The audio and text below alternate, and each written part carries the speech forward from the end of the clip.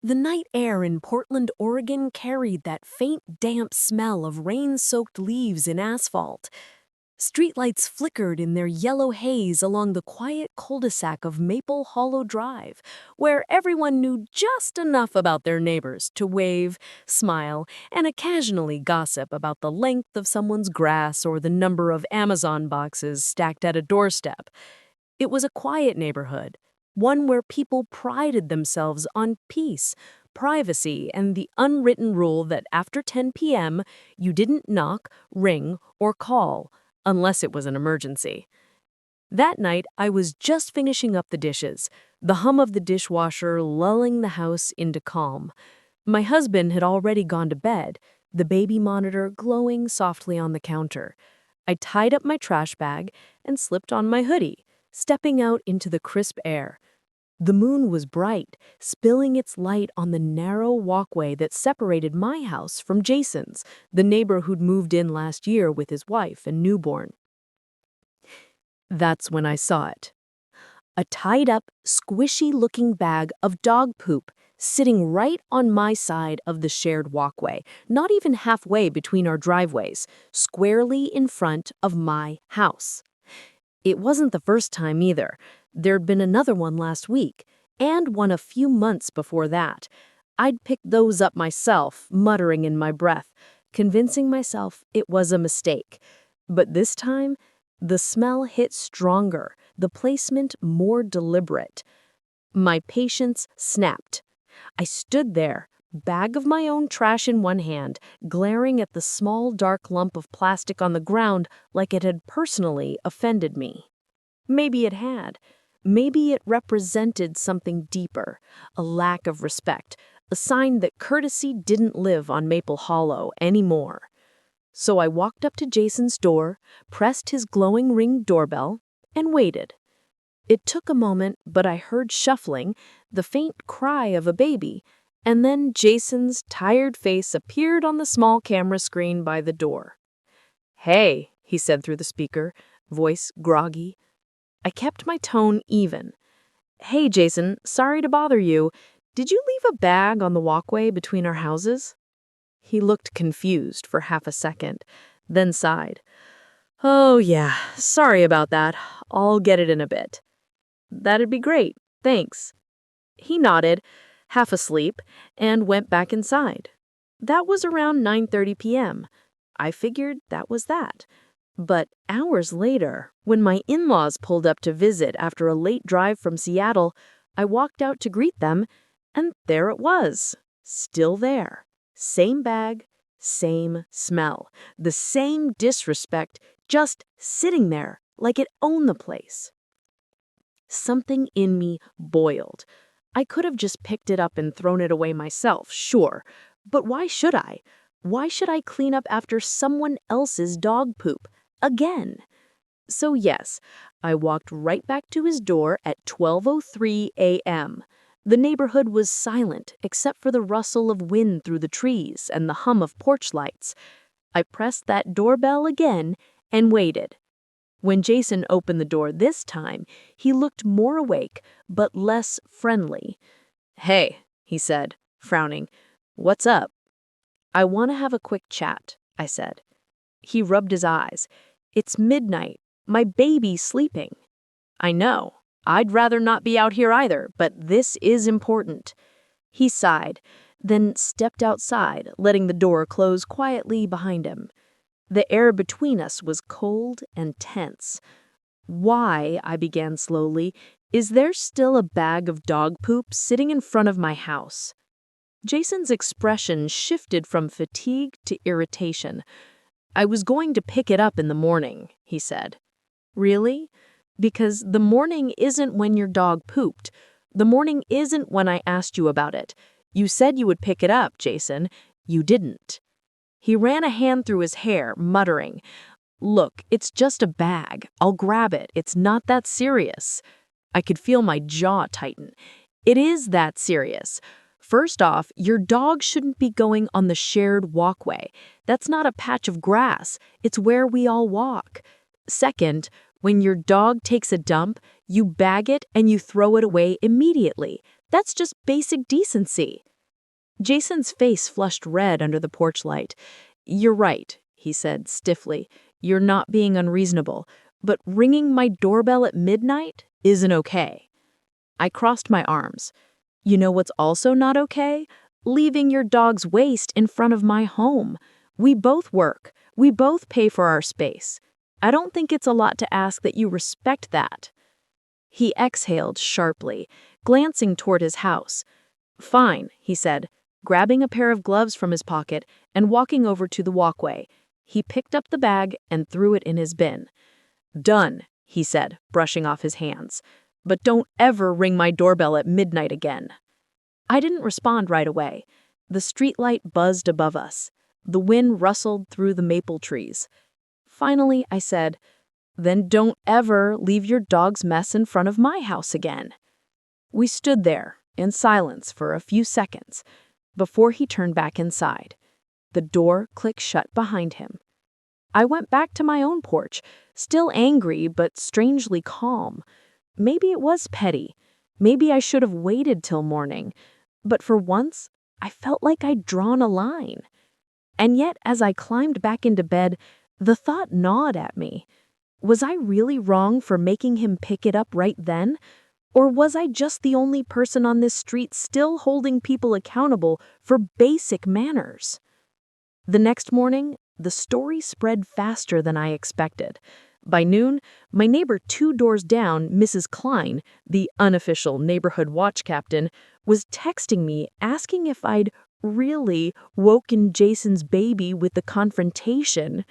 By evening, a few others were chiming in on the neighborhood group chat, hinting that I was too uptight about the dog situation. No one mentioned how Jason had left the bag there. No one asked how many times it had happened before. Just whispers about the lady who rang the doorbell at midnight over a poop bag. And as the messages piled up, I began to wonder, was I really the villain in a story that started with someone else's gog crap? By the next morning, the air on Maple Hollow Drive felt heavier than usual. It wasn't just the drizzle or the smell of wet pavement. It was the way people seemed to glance just a little longer as I backed out of my driveway. That kind of quiet, suburban curiosity that hides behind polite smiles. I didn't think a dog poop bag could stir so much energy, but by mid-morning, it had. While I was at work, my phone buzzed nonstop. The neighborhood group chat, the one I'd muted months ago because of constant posts about missing packages and loud leaf blowers, had come alive. One message from Cynthia, the woman who lived at the end of the cul-de-sac, read, "I get it, but ringing someone's doorbell at midnight? That's a little much." Another neighbor chimed in, "Yeah, poor Jason's wife said the baby cried for half an hour after that. They've been exhausted lately." Of course, no one mentioned how the same Jason had been letting his dog use the sidewalk like a litter box for months. At lunch, I scrolled through the thread, my stomach twisting. There were hearts and laughing emojis. Someone even added a sarcastic gif of a woman banging on a door in the rain. That's how fast things turned in suburban America. One night, you're a normal person. The next, you're the crazy neighbor with anger issues. When I came home later that evening, Jason's car was gone, but his wife, Alyssa, was outside, rocking their baby on the porch. I hesitated, debating whether to speak, but she looked up before I could slip inside.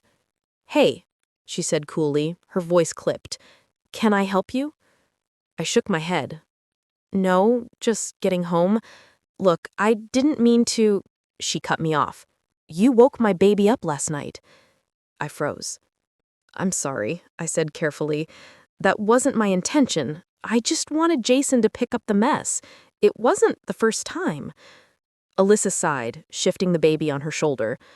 "I get that, but ringing the doorbell at midnight? That's not okay. We were all asleep." "I understand," I said, trying to keep my tone even. "But you also have to understand it's been happening for months. I've asked nicely before. I'm tired of being ignored." She looked at me for a long moment, then shrugged. "Jason shouldn't have left it, sure, But we're new parents. Things slip. You could have texted in the morning. I wanted to say things slip doesn't apply to literal dog crap left on my sidewalk, but I bit my tongue. The last thing I needed was another neighborhood argument. Instead, I nodded, muttered another apology, and went inside. But it didn't end there. The next day, I opened my front door to find a folded piece of paper taped to my mailbox. The handwriting was neat, like someone had taken their time. This neighborhood values peace and courtesy. Please refrain from causing disturbances late at night. Concerned neighbors. No name, no signature. Just judgment. It made me laugh at first, the kind of dry, incredulous laugh that comes when you realize people will defend anything as long as it doesn't inconvenience them. I tossed the note on the counter and looked out my window watching Jason walk his dog again. This time, he crossed to the opposite side of the street, eyes forward, avoiding my house entirely. So I guess he learned his lesson, but at a cost. That weekend, during my morning run, I passed by a few neighbors chatting near the mailboxes. Usually they waved. That day, they didn't. Cynthia gave me a polite smile that didn't reach her eyes. Mr. Grant, who lived next to her, turned his head, pretending to fix his jacket zipper. The message was clear. I wasn't part of the friendly side of Maple Hollow Drive anymore. Later that afternoon, as I watered the small garden by my porch, my friend Lauren stopped by. She lived 2 streets over and wasn't part of our little HOA bubble. She sat on my steps sipping an iced coffee. "So," she said with a grin, "you've officially become the legend of Maple Hollow Drive." I groaned. "Don't start." "No, seriously," she said. "Everyone's talking about you. You're like the suburban vigilante, standing up against irresponsible dog owners." I gave her a tired smile. "They're not calling me a vigilante. They're calling me crazy." Lauren shrugged. "People love drama. You did nothing wrong. I'd have done the same thing." "Would you, though?" I asked. "At midnight?" She laughed. "Maybe not midnight, but definitely before sunrise. Look, people get weird when they're called out, especially in neighborhoods like this. Everyone wants to pretend everything is perfect." Her words stayed with me all night, because she was right. Maple Hollow did have that perfect image. Neatly trimmed lawns, spotless driveways, smiling faces on weekends. But under it all was the same suburban pettiness that had neighbors turning small disagreements into cold wars. And this time, I was at the center of it. By the following week, the tension hadn't died down. Jason had stopped saying hello, Alyssa avoided eye contact when bringing the trash bins out. Even Mrs. Klein, who had once brought me zucchini bread for Christmas, didn't wave anymore. Then came the next escalation. The HOA notice. A letter arrived in my mailbox on Thursday, printed on official letterhead, with the words, "Resident Conduct Violation," bolded at the top. Apparently, my late-night confrontation had been reported as disturbing the peace. There was even a fine. $50. $50 for asking someone to pick up their own dog's poop? I stood there in my kitchen, staring at the letter, torn between fury and disbelief. I picked up my phone and called the HOA office, but the woman who answered, Nancy, only repeated policy. All complaints are handled based on resident reports. You can appeal the decision at the next board meeting. "When's that?" I asked flatly. "Next Tuesday evening." I hung up, gripping the paper. And that's when it hit me. This wasn't just about a bag anymore. It was about reputation, about the power dynamics in this quiet, polished neighborhood, about who gets labeled as difficult when they speak up. That night, as rain tapped gently on my window, I caught sight of Jason walking his dog again.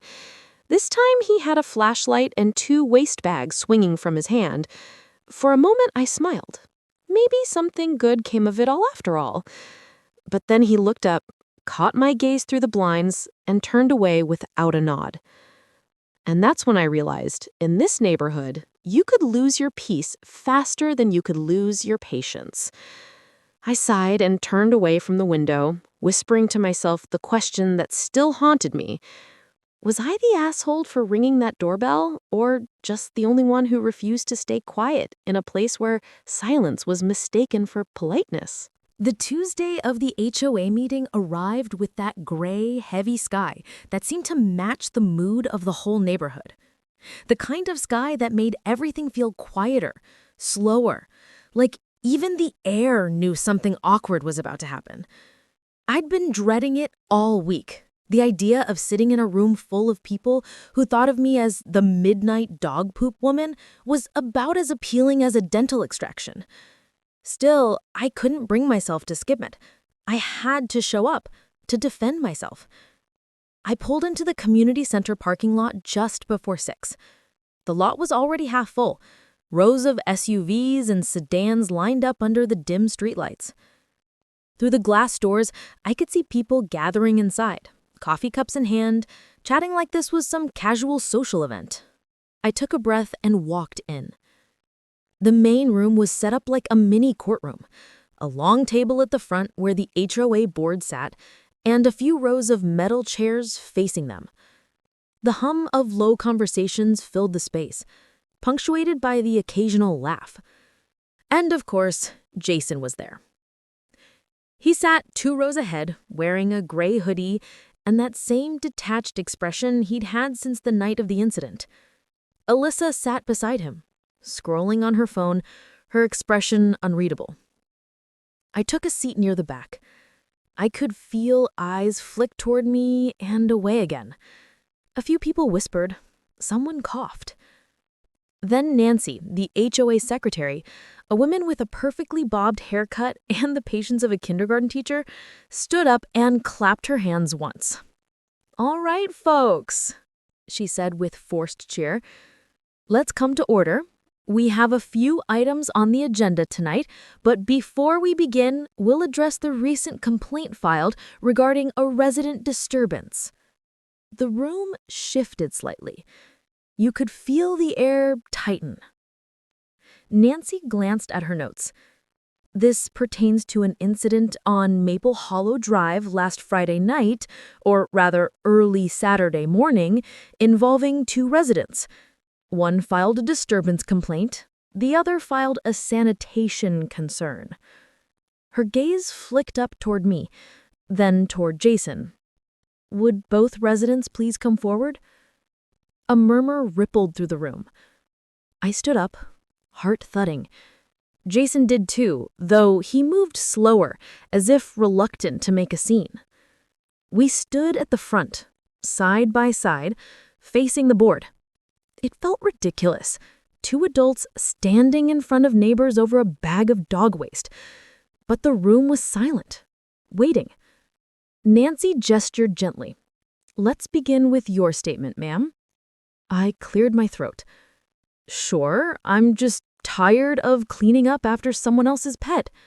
This wasn't a one-time thing. It's been happening for months. I've asked nicely before, and it kept happening. That night, I saw the same thing again. A bag left on my side of the walkway. I asked him to move it. He said he would. 3 hours later, it was still there. I was frustrated, yes, so I knocked again. But I didn't yell. I didn't threaten. I just asked him to pick it up." A few heads nodded in quiet agreement. Nancy wrote something down, then looked at Jason. "Your response?" Jason crossed his arms. "Yeah, I left the bag. I forgot to grab it before bed. That's on me." "But ringing someone's doorbell after midnight, that's not okay. We have a baby. She woke up crying. We didn't get her back to sleep for an hour." A man from the back row chimed in. "12's pretty late, man. I'd be pissed too." Jason nodded slightly, taking the small win. "Exactly. Look, I get it. I should have picked it up, but she could have waited till morning. There's a difference between holding someone accountable and harassing them." That word, harassing, hit me like a slap. I turned toward him. "Harassing? I knocked once. And only because this keeps happening. You've done this before." Jason sighed, rubbing his temples. Yeah, and I said sorry. You think I enjoy fighting about dog poop? I've got a newborn, a wife who barely sleeps, and a job that barely pays. I forgot one time, and suddenly I'm being called out like I committed a crime. 4 times, I corrected quietly. You're really keeping count? Before I could answer, Nancy raised a hand. Let's keep this civil. The board murmured among themselves for a moment, then Mr. Jamison, the HOA president, a tall man with the permanent frown of someone who took neighborhood politics too seriously, cleared his throat. This sounds like a misunderstanding that escalated, he said. While both sides have valid concerns, we must consider community standards. Residents should not be disturbed late at night. A ripple of agreement moved through the room. I felt my pulse rise. So I get fined for being the only person who cares about basic cleanliness? Nancy gave me a polite smile. We're not judging your intentions, just the method. The words made me want to laugh. The method. As if there was ever a perfectly polite way to tell someone to clean up after their dog. Then, just when I thought the moment was done, a voice piped up from the back. It was Mr. Ortiz, the elderly man who lived across from me. He leaned on his cane as he stood. "Excuse me," he said, "but she's right." The room turned toward him. "I've seen that man's dog," he said, pointing slightly toward Jason. "He's been leaving those little blue bags all over. I almost slipped on one last month." Jason's face turned red. "That wasn't—" Mr. Ortiz kept going. "I didn't say anything because I hate drama, but I saw it. You walk your dog late, you bag it, and you drop it wherever. You've done it plenty." Murmurs filled the room again. Nancy tapped her pen against the table, trying to restore order. All right, let's not turn this into a free-for-all. But the energy had shifted. For the first time, people weren't looking at me like I was the problem. They were looking at Jason. Even the HOA president frowned thoughtfully. "Well," Mr. Jamison said, glancing at his notes, "it seems this issue has been going on then. Mr. Cooper, we expect residents to keep shared areas clean. Perhaps a reminder is in order." Jason exhaled, visibly frustrated. "Fine. I'll make sure it never happens again." Nancy smiled in relief. "Good. Then we can put this behind us." But as I turned to head back to my seat, Jason muttered just loud enough for me to hear, "All this over a bag of crap." I paused mid-step, then looked over my shoulder. "No," I said quietly. "All this because you didn't respect the people who live around you." For a second, our eyes locked. His, tired and defensive, mine calm but burning. And then I walked away. The meeting dragged on with talk about potholes, recycling bins, and upcoming street cleaning. But I barely heard a word. My mind kept circling the same thought. How easy it was for decency to get lost in all this suburban politeness. Outside, the drizzle had turned into rain again, pattering softly against my windshield. As I sat in my car, I noticed Jason exiting the building, hood up, his dog waiting in the back seat. He didn't look my way. Part of me wanted to roll down the window and call out, maybe to clear the air, maybe to say something that didn't sound like an argument. But I didn't. Because at that point, I wasn't angry anymore. Just tired. Still, somewhere deep down, a strange sense of relief settled in. The truth was out there now, and maybe that was enough. But as I started the car and pulled out of the parking lot, a small part of me couldn't shake the feeling that this wasn't over yet. That in neighborhoods like ours, grudges didn't disappear. They just changed shape. The days after the HOA meeting were quiet. Too quiet.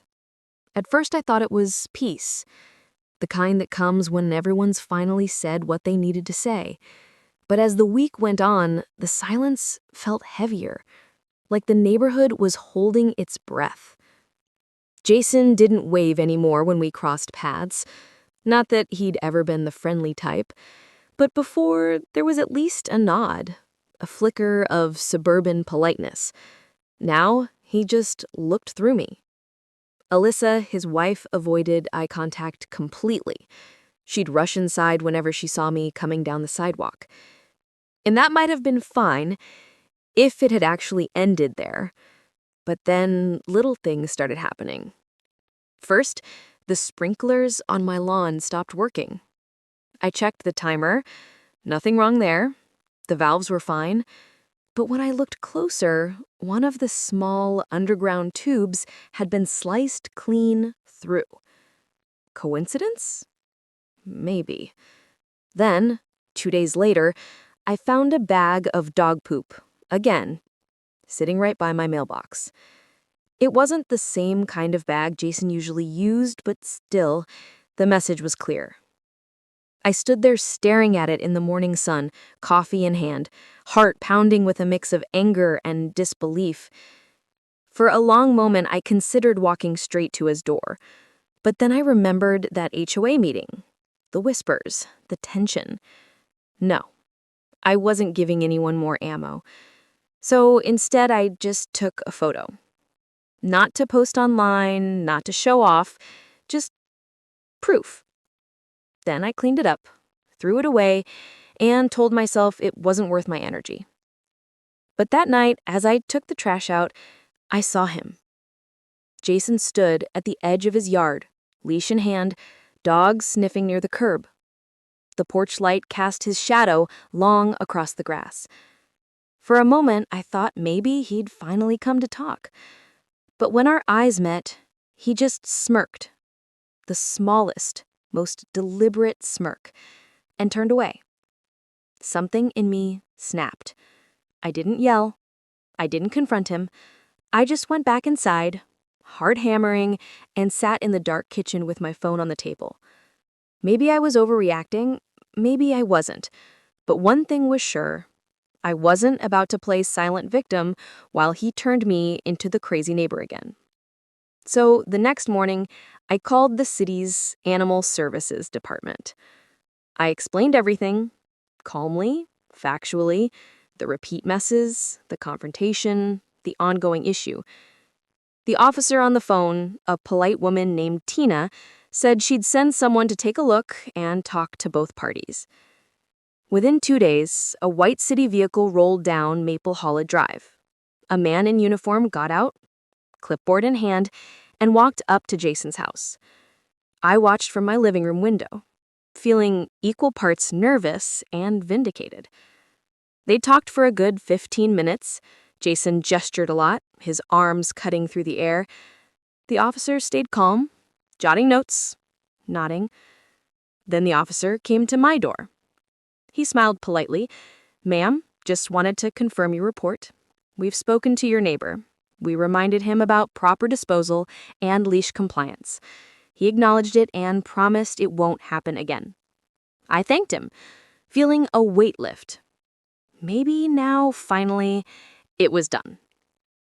For a while, it was. A whole week passed. No bags, no glares, no smirks. Then came the storm. A massive spring thunderstorm hit Maple Hollow one Friday night. Heavy rain, thunder rolling through like cannon fire. Power flickered, gutters overflowed. The whole neighborhood looked like a watercolor painting bleeding in the dark. The next morning, the air was crisp and clean, puddles reflecting the gray-blue sky. I stepped outside to check the mail and froze. My front yard was covered in them. Not one, not two, but dozens of little plastic bags, each one filled, tied, and tossed haphazardly across my grass like some bizarre art installation. Blue ones, green ones, even the transparent kind from grocery stores. The smell hit me like a punch. I stood there for a long moment, too stunned to move. Then slowly anger rose like fire in my chest. I looked towards Jason's house. His car was gone. The street was empty. But this wasn't random. This was deliberate. Someone had gone out of their way to do this. And for the first time, I realized something. This wasn't about dog poop anymore. It was about pride, ego, the quiet kind of war that brews in cul-de-sacs and suburban streets where people pretend to smile but keep score behind closed blinds. I took photos, dozens of them, then grabbed gloves and started cleaning. Halfway through, a car pulled up. It was Alyssa. She stepped out, grocery bags in hand, eyes darting from the yard to me. For a second, we just looked at each other. Then, softly, she said, "I'm sorry." Her voice cracked on the words. I straightened. Was it him? She hesitated, then looked away. "He's been angry. Says you embarrassed him at the meeting. Says everyone's been talking. I told him to stop, but..." She trailed off. I felt the anger drain out, replaced by something else. Pity, maybe, or exhaustion. He needs to stop, before it goes too far. She nodded, eyes wet, then hurried inside. That night, I wrote a simple email to the HOA board, attaching all the photos. No ranting, no accusations, just the facts. Within 48 hours, Jason received a formal warning and a fine. The next week, a for rent sign went up in his yard. He was gone by the end of the month. I didn't cheer. I didn't feel victorious, just relieved. Maple Hollow went back to being quiet again. That soft, predictable rhythm of lawnmowers, sprinklers, and mail trucks. But every time I took out the trash, I couldn't help glancing at that stretch of sidewalk where it all began. It looked so ordinary, just concrete, grass, and sunlight.